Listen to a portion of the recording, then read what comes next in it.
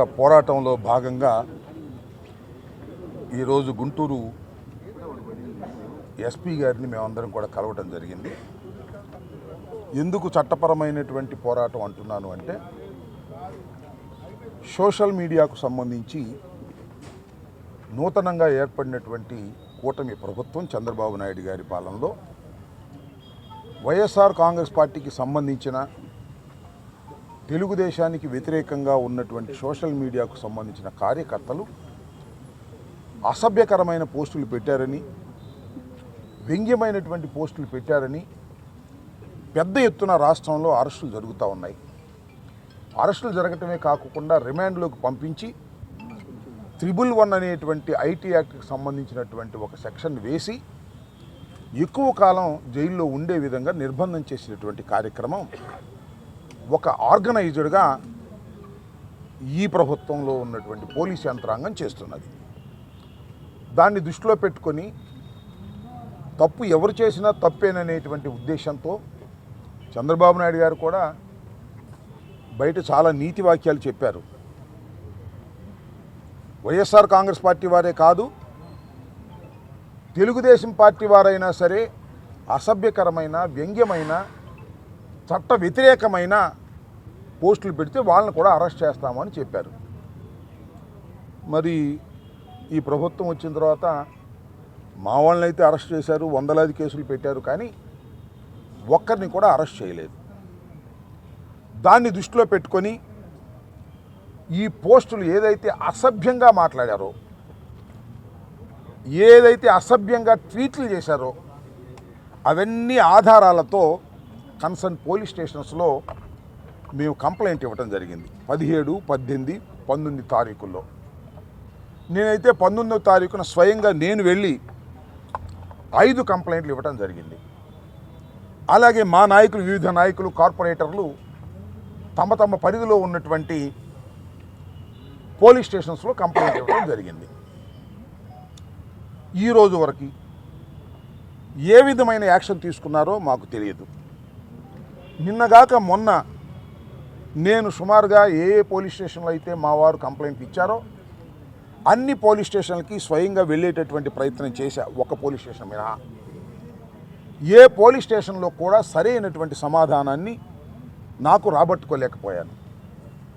ఎంక్వైరీలో ఉన్నాయని కొంతమంది, మా సిఐ గారు లేరని కొంతమంది, మళ్ళీ సిఐ గారు లేకపోతే వారికి ఫోన్ చేసి వారితో కనుక్కుంటే నేను వచ్చిన తర్వాత మీకు ఎక్స్ప్లెయిన్ చేస్తానని చెప్పడం, ఇలాంటివి జరిగాయి.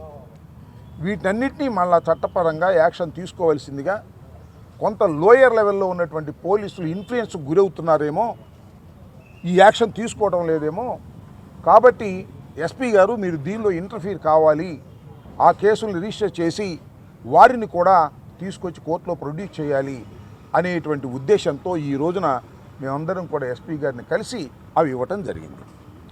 నేను మీ అందరికీ మనవి చేస్తున్నా, నేనైతే స్వయంగా వెళ్ళి నా మీద ట్వీట్ చేసినటువంటి అయ్యన్న పాత్రుడు గారికి మీద, అలాగే జగన్మోహన్ రెడ్డి గారి మీద ట్వీట్ చేసినటువంటి లోకేష్ గారి మీద, ఇంకా ఇతరత్ర ఏయో పేర్లు ఉన్నాయి, వాళ్ళందరి మీద నా మీద పర్సనల్గా చేశారు. జగన్మోహన్ రెడ్డి గారి కుటుంబం మీద చేశారు. వారందరికీ ఆధారాలతో సహా మేము కంప్లైంట్స్ ఇచ్చాం. విచారణలో ఇవి నిలబడతాయని మేము నమ్ముతున్నాం.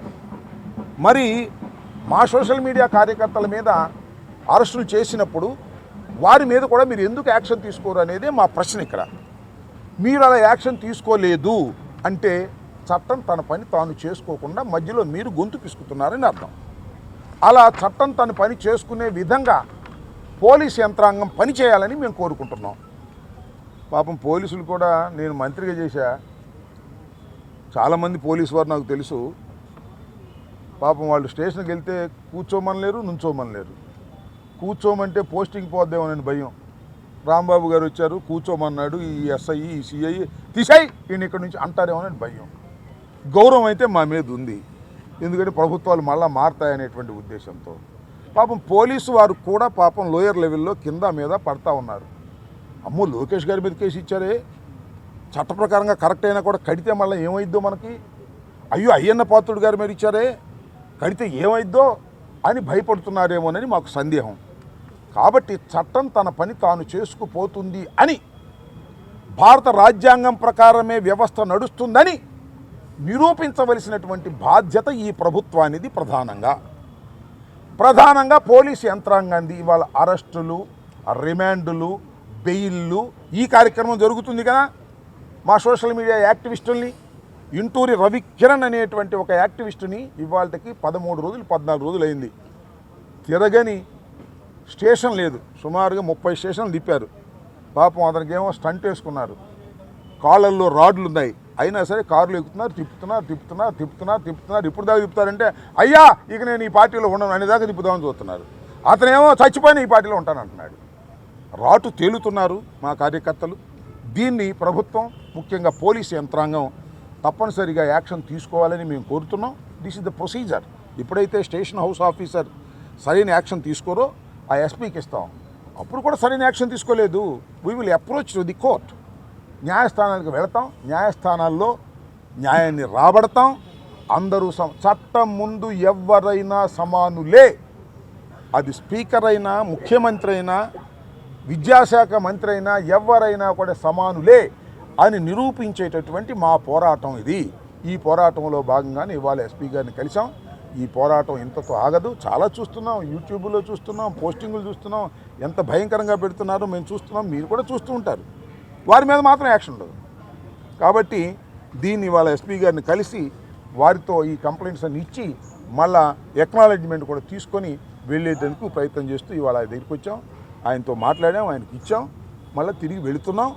ఇది అంతం కాదు, ఇది ఆరంభం మాత్రమే మా పోరాటంలో అని మీ ద్వారా రాష్ట్ర ప్రజానీకానికి తెలియపరుస్తున్నాను.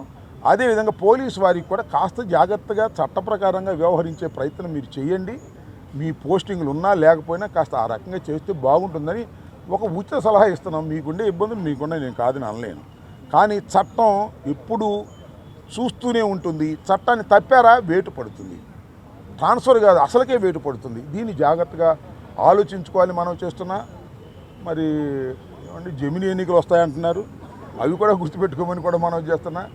ఆ జమిని ఎన్నికలు వచ్చినా కానీ మావి మాత్రం 29 జరుగుతాయి అంటున్నాడు ముఖ్యమంత్రి గారు. మరి అదేంటో నాకు అర్థం కాదు. స్పెషల్గా ఏమైనా జరిగిద్దేమో అంటే ఇప్పుడు తొందరగా వచ్చేస్తే మాటనరేమో పోలీసులు అనేటువంటి భయంతో ఉన్నట్టున్నారు. ఏది ఏమైనా చట్ట ప్రకారం వ్యవహరించాలని మిమ్మల్ని అంటే పోలీసు యంత్రాంగాన్ని కోరుతున్నాను. ప్రజలు ఈ పోరాటానికి మద్దతు ఇవ్వాలని కూడా ఈ సందర్భంగా నేను కోరుతున్నాను.